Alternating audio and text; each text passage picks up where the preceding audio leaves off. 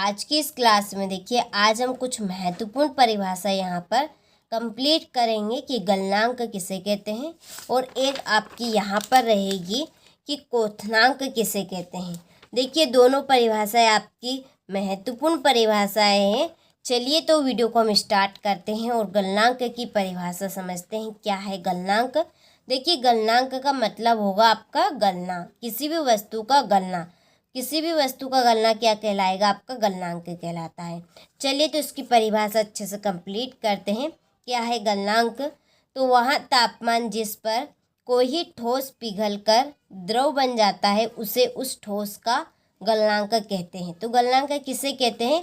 कि वहाँ तापमान जिस पर कोई ठोस पिघलकर द्रव बन जाता है उसे उस ठोस का गलनांक कहते हैं। जैसे कि ये, ठीक है, ये आपका एक लोहा है जो कि आपका ठोस अवस्था में है। ठीक है, जब हम इसको तापमान देंगे यानी कि उच्च ताप पर इसको गर्म करेंगे, टेम्परेचर देंगे, तो ये ठोस अवस्था से आपका द्रव अवस्था में परिवर्तित हो जाएगा। इसी को क्या कहते हैं? गलनांक कहते हैं। जब कोई वस्तु ठोस अवस्था से द्रव अवस्था में परिवर्तित होती है तो उसे क्या कहते हैं? गलनांक कहते हैं। इसी तरह से आप सोना ले लीजिए, चांदी ले लीजिए, तांबा ले लीजिए। जब हम तांबे को भी, ठीक है, अत्यधिक ताप पर गर्म करेंगे तो वो ठोस अवस्था से किस में परिवर्तित होगा? द्रव अवस्था में परिवर्तित होगा। तो वो ठोस से द्रव अवस्था में परिवर्तित होने की जो क्रिया है वो क्रिया आपकी क्या कहलाएगी? गलनांक कहलाती है। ठीक है, तो किसी भी वस्तु का ठोस अवस्था से द्रव अवस्था में परिवर्तित होने की क्रिया गलनांक कहलाएगी। सीधी सी बात है कि किसी भी वस्तु का गलना क्या कहलाता है? गलनांक कहलाता है। ठीक है, बहुत ही सिंपल सी परिभाषा है इसकी और बहुत ही सिंपल सा गलनांक है। किसी भी वस्तु का गलना आपका गलनांक कहलाएगा। चलिए तो एक बार और यहाँ पे हम रिपीट कर लेते हैं कि वह तापमान जिस पर कोई ठोस पिघलकर द्रव बन जाता है उसे उस ठोस का गलनांक कहते हैं। ठीक है, यहाँ पर कुछ महत्वपूर्ण तथ्य दिए हैं गलनांक के ऊपर से। तो पहला है कि दाब बढ़ाने पर गलनांक घटता है। क्या होता है गलनांक? कि दाब बढ़ाने पर गलनांक घटता है। जब हम दाब बढ़ाएंगे तो गलनांक क्या होगा? घटेगा।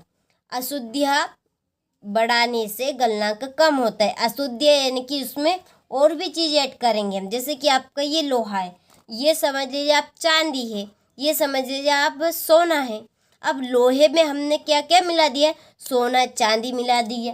इसके बाद में आप तांबा ले लीजिए। ये तो मैं प्रैक्टिकली बता रही हूँ, ठीक है। अब ये पेन को मत समझ लेना। तो हमने ये लोहा है, इसमें हमने सोना मिला दिया, चांदी मिला दी, तांबा मिला दी, तो ये अलग पदार्थ हो गए। तो अलग पदार्थ जब हम मिलाएंगे तो इस पदार्थ के गलने की जो क्रिया है वो आपकी क्या होगी? कम हो जाएगी। ठीक है, तो लोहे का जो गलना है वो क्या होगा? धीरे धीरे कम हो जाएगा, कि ये बहुत ही कम गलने लगेगा। तो अशुद्धियाँ मिलाने से गलनांक क्या होता है? कम होता है, यानी कि उसमें गलने की क्रिया कम हो जाती है। ठीक है, और ठोसों का गलनांक होता है, जो ठोस वाली वस्तु है, ठीक है, यह गलती है। ये जैसे कि सोना है, सॉरी लोहा है, लोहे को हम टेम्परेचर देंगे यानी ताप देंगे तो ये ठोस से किस में परिवर्तित होगा?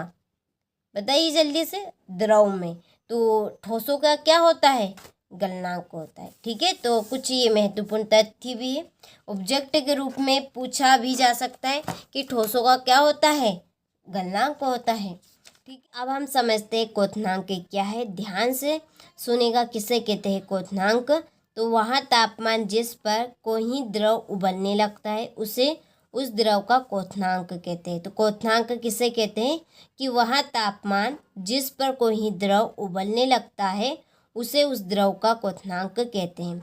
जैसे कि पानी आपका द्रव अवस्था में। सर्दियों के मौसम में हम क्या करते हैं? पानी गर्म करते हैं, चूल्हे पर करते हैं। और अब तो आपकी राड चल पड़ी है, ठीक है, पानी गर्म करने की।